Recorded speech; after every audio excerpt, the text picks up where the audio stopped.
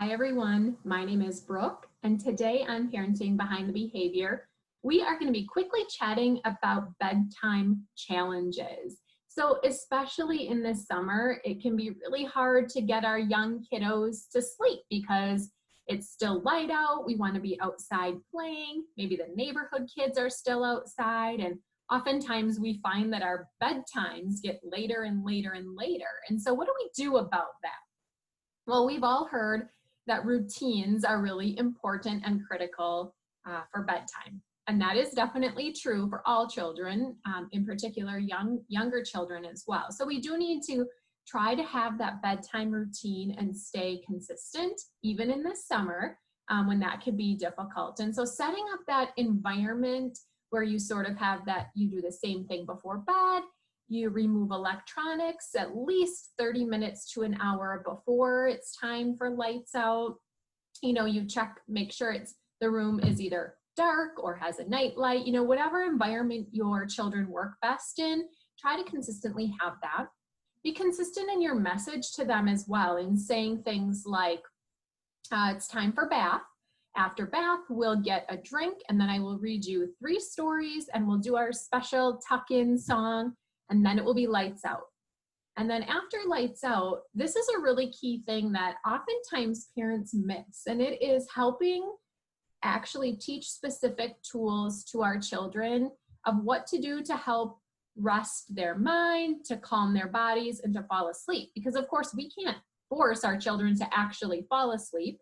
And especially with our toddlers and preschoolers, they are like fighting for this independence. They're figuring out who they are apart from their parents. And one of the things that they can control is whether they sleep or not.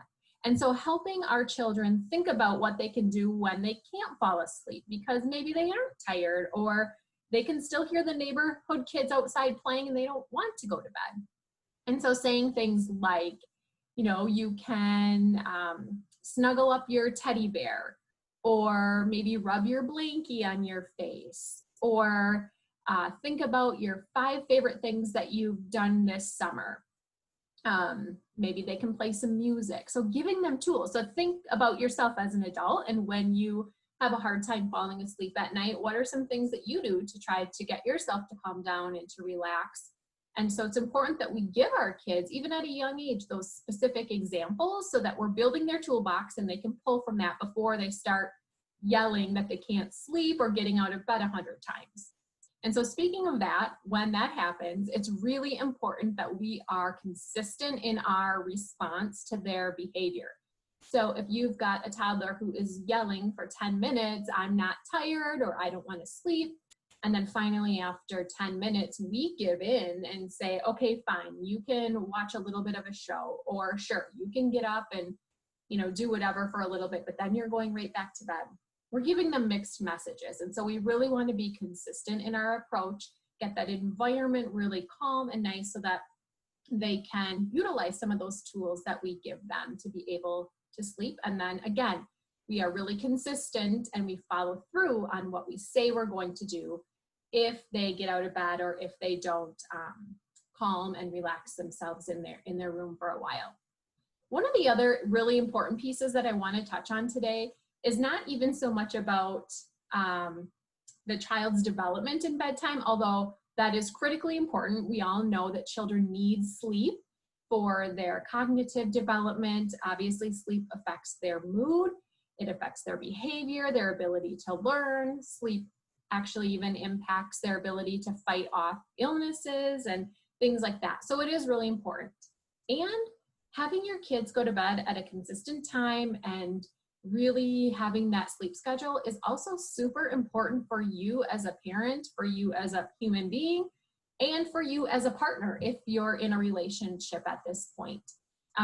Having your child be asleep so that you can do some things that make you feel good, whether it's reading a book or watching a show or talking to a friend, getting extra laundry done, whatever that might be, having time without your children is also really important. And so when you say, yeah, my kids go to bed at 8:30 and then, I need that hour or two at the end of the night to wind down and to just be me, to communicate with your partner, to talk about things that have happened throughout your day, is really important. It helps with your own mental health. It helps you become a better parent as well, because then you're more patient and you are hopefully more well rested as well and can bring your best self forward too. So that's an important piece that oftentimes gets missed, is that yes, it's really important because of child development. We need our kids to have a great sleep routine schedule and be consistent for them, but we also need that for us as parents too. So wishing you all a great day and hopefully a good night's sleep as well. Take care.